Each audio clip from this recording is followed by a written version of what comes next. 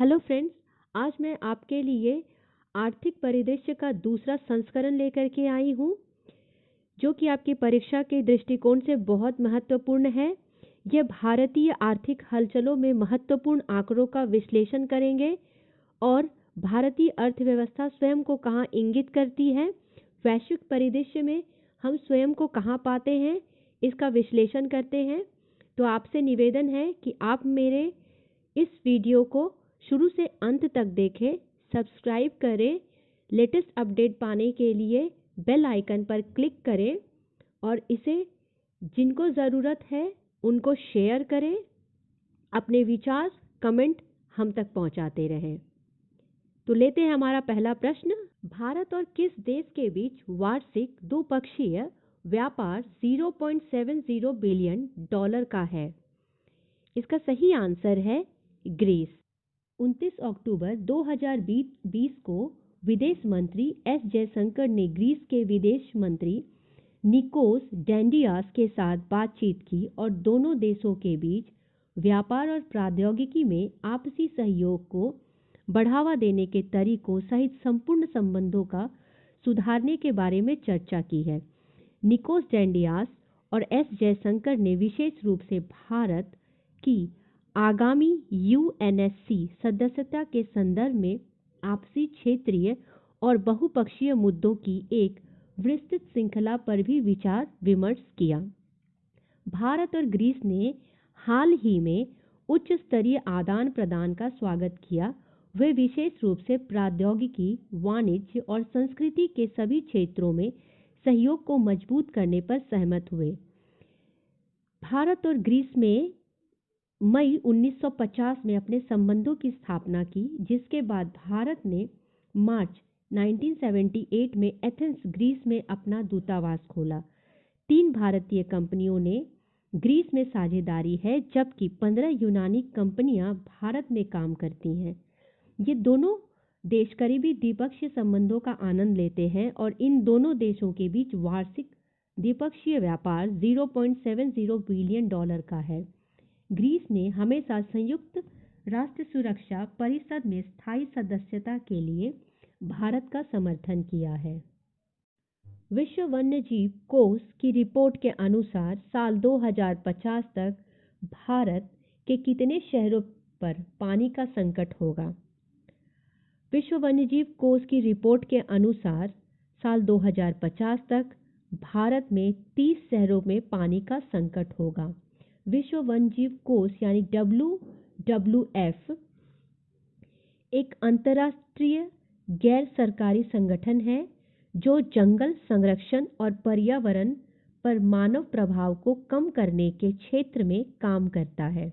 इसे पहले विश्व वन्यजीव कोष का नाम दिया गया था, जो कनाडा और संयुक्त राज्य अमेरिका में इसका आधिकारिक नाम बना हुआ है।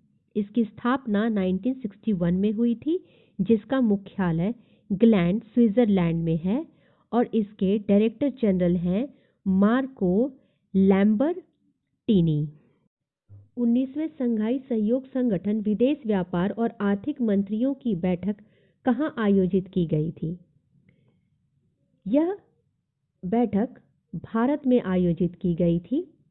इस बैठक ने एससीओ देशों को अपनी अर्थव्यवस्था की ताकत का उपयोग करने, क्षेत्र में निवेश और व्यापार में सहयोग के लिए सुधार जारी रखने की आवश्यकता को रेखांकित किया गया है।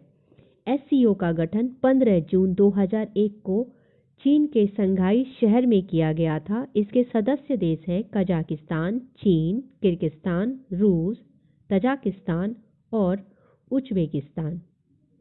किसके द्वारा doing business in India report 2020 जारी की गई थी?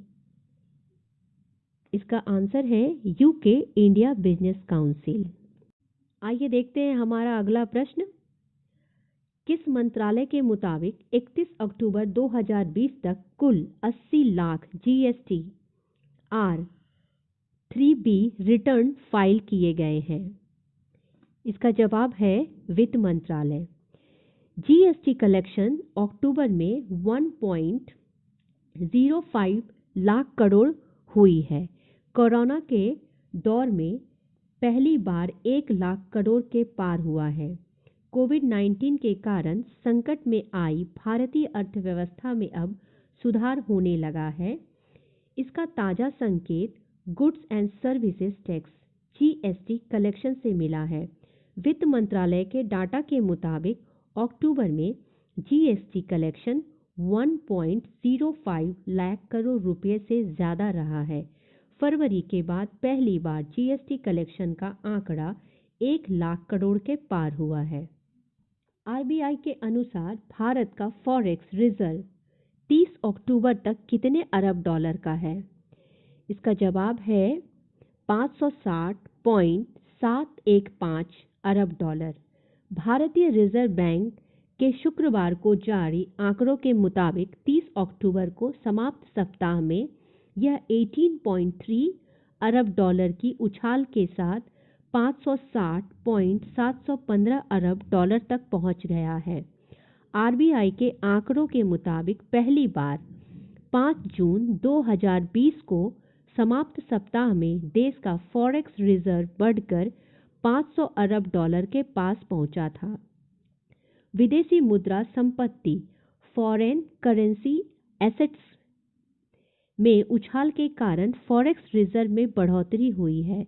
विदेशी मुद्रा संपत्तियों में मौजूद यूरो, पाउंड और येन जैसी गैर डॉलर मुद्रा संपत्ति के वैल्यू में उतार चढ़ाव का भी इस पर असर होता है। वह कौन सा राज्य है जो जीएसटी क्षतिपूर्ति की कमी को पूरा करने के लिए 1.1 लाख करोड़ रुपया उधार देने के लिए असंतुष्ट राज्य केंद्र शासित प्रदेशों में दूसरा विकल्प बन गया है? इसका जवाब है राजस्थान। आइए देखते हैं हमारा अगला प्रश्न। विश्व बैंक के अनुसार कोविड-19 महामारी के कारण कितने मिलियन लोग अत्यधिक गरीबी में चले गए हैं? इसका सही जवाब है 150 मिलियन लोग। आइए देखते हैं हमारा अगला प्रश्न। भारतीय रिजर्व बैंक ने किस परिचालन इकाई की स्थापना के लिए वक्रांगी लिमिटेड को मंजूरी दी है? इसका सही जवाब है भारत बिल भुगतान परिचालन इकाई। आइए देखते हैं आरबीआई के बारे में। भारत का केंद्रीय बैंक है। यह भारत के सभी बैंकों का संचालक है। आरबीआई भारत की अर्थव्यवस्था को नियंत्रित करती है। इसकी स्थापना 1 अप्रैल 1935 को हुई थी और इसका हेडक्वार्टर मुंबई में है। इसके गवर्नर हैं Shaktikanta Das. Structure financer messaging system पर डॉक्यूमेंट एम्बेडिंग फैसिलिटी वाला पहला बैंक कौन सा बना? इसका सही जवाब है आईडीबीआई बैंक। नव विकास बैंक में दिल्ली, गाजियाबाद, मेरठ रीजनल के लिए कितने डॉलर के ऋण को मंजूरी दी है? इसका सही जवाब है 50 करोड़ डॉलर। ये देखते हैं हमारा अगला प्रश्न। स्टेट बैंक ऑफ इंडिया का नया सीईओ किसे नियुक्त किया गया है? चरणजीत सुरेंद्र सिंह अत्रा को स्टेट बैंक ऑफ इंडिया का नया सीईओ नियुक्त किया गया है। आइए देखते हैं हमारा अगला प्रश्न। ये बहुत ही महत्वपूर्ण है बीपीएससी एग्जाम के लिए। भारत के कृषि निर्यात में कितने प्रतिशत की वृद्धि हुई है? इसका सही जवाब है 14.8% की वृद्धि हुई है। ऑक्सफैम इंटरनेशनल द्वारा जारी सीआरआई इंडेक्स में भारत किस स्थान पे रहा? इसका आंसर है 129 स्थान पे। शीर्ष स्थान पे नॉर्वे था। आपसे मेरी हार्दिक रिक्वेस्ट है कि आप प्लीज़ मेरे वीडियो को शुरू से अंत तक देखें, सब्सक्राइब करें, बेल आइकन पर क्लिक करें, ऑल नोटिफिकेशन पर क्लिक करें ताकि आपको मेरे वीडियो की सारी अपडेट्स मिलती रहे। इसमें लाइक करें, कमेंट करें, अपने विचार हम तक पहुंचाते रहें और अपने सहपाठियों तक इसे शेयर करते रहें। आइए देखते हैं हमारा एक महत्वपूर्ण सवाल। सेबी ने किस स्टॉक एक्सचेंज पर 6 करोड़ रुपए का जुर्माना लगाया है?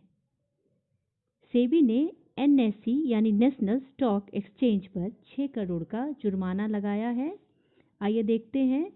भारतीय प्रतिभूति एवं विनिमय बोर्ड जिसे हम सेबी कहते हैं, सेबी ने 6 कंपनी में बिना अनुमति हिस्सेदारी खरीदने को लेकर एनएसई पर 6 करोड़ का जुर्माना लगाया है। सेबी ने एनएसई के नियामकीय नियमों के उल्लंघन मामले की जांच की थी। इस दौरान सेबी ने पाया कि एनएसई ने अपनी पूर्ण स्वामित्व वाली अनुसंघीय एनएसआईसीएल या सीधे तौर पर 6 कंपनी में हिस्सेदारी लेने में शामिल रहा है। इसके लिए उसने सेबी से अनुमति नहीं ली और यह एनएसई के एक शेयर बाजार के तौर पर काम करने के उनके मूल काम से संबंध नहीं है।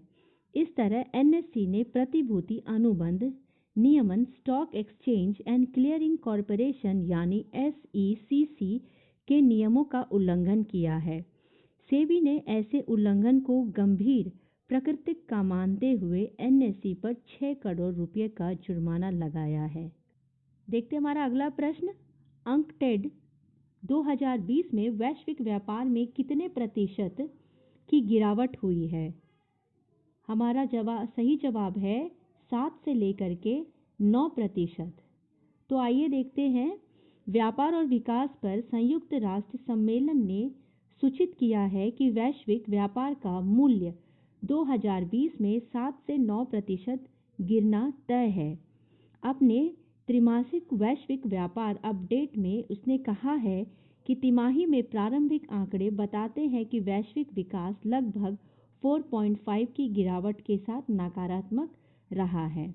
रिपोर्ट के अनुसार 30 सितंबर 2020 को समाप्त तिमाही में भारत का निर्यात 6.1% घटा है। तो आइए देखते हैं अंकटेड के बारे में। अंकटेड UNCTAD यानी the United nation conference on trade and development, जिसकी स्थापना 1964 में हुई थी और इसका हेडक्वार्टर जेनेवा स्विट्जरलैंड में है। यह एक स्थायी और इंटर गवर्नमेंट बॉडी है। हमारा ये प्रश्न भी बहुत इंपॉर्टेंट है। आइए देखते हैं। भारत के किस राज्य में सितंबर माह में बेरोजगारी दर सबसे ज्यादा रही? इसका सही जवाब है उत्तराखंड 22.3%।